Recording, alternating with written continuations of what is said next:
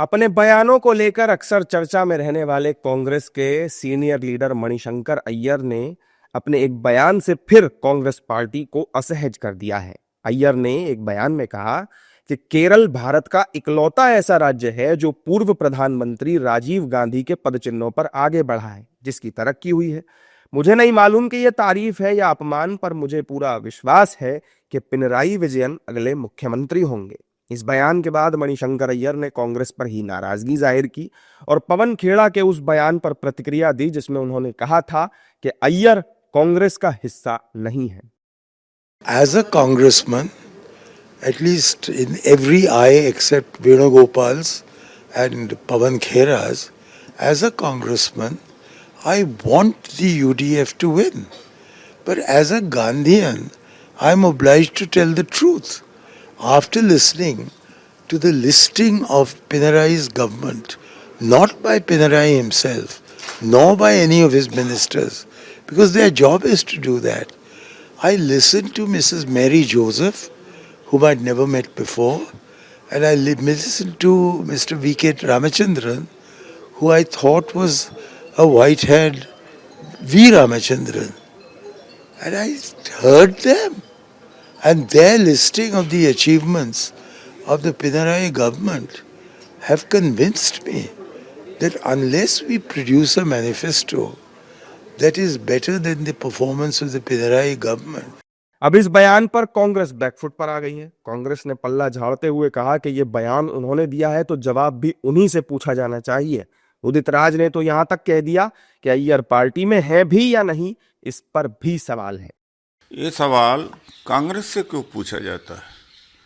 मणिशंकर जी ने कहा तो उनसे पूछिए।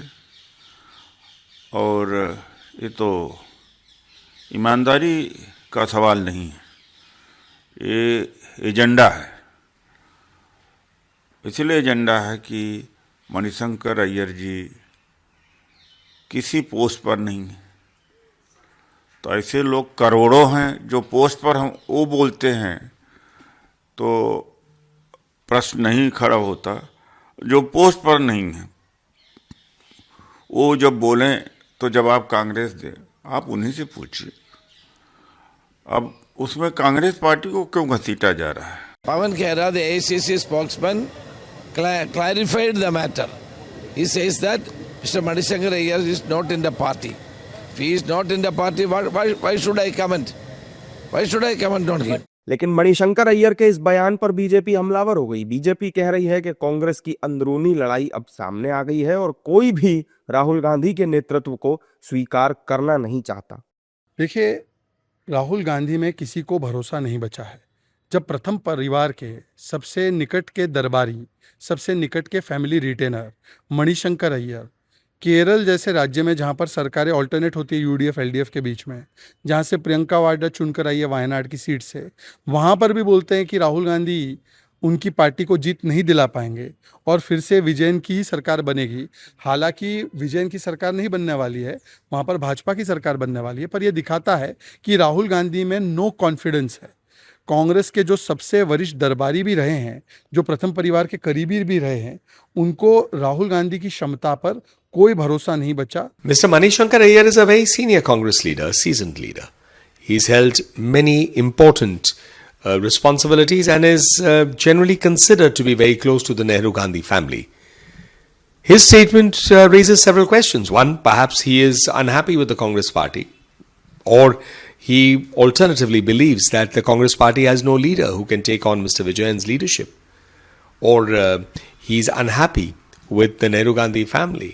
Whatever be the reason, it doesn't matter to the BJP. The BJP is contesting the elections there on a positive mandate, following what Narendra Modi ji's government does at the center. Sabka saath, sabka vikas, sabka vishwas, sabka prayas. दरअसल केरल में कांग्रेस मुख्य विपक्षी party की भूमिका में है, जबकि CPIM लगातार 2 कार्यकाल से राज्य की सत्ता पर काबिज है। अब ऐसे में मणिशंकर अय्यर का यह बयान कांग्रेस पर ही सवाल खड़े कर रहा है कि अगर विपक्ष के नेता ही कहेंगे कि सत्ताधारी पक्ष की फिर से सरकार बनेगी तो केरल में कांग्रेस के अस्तित्व पर सवाल उठने लाजमी है।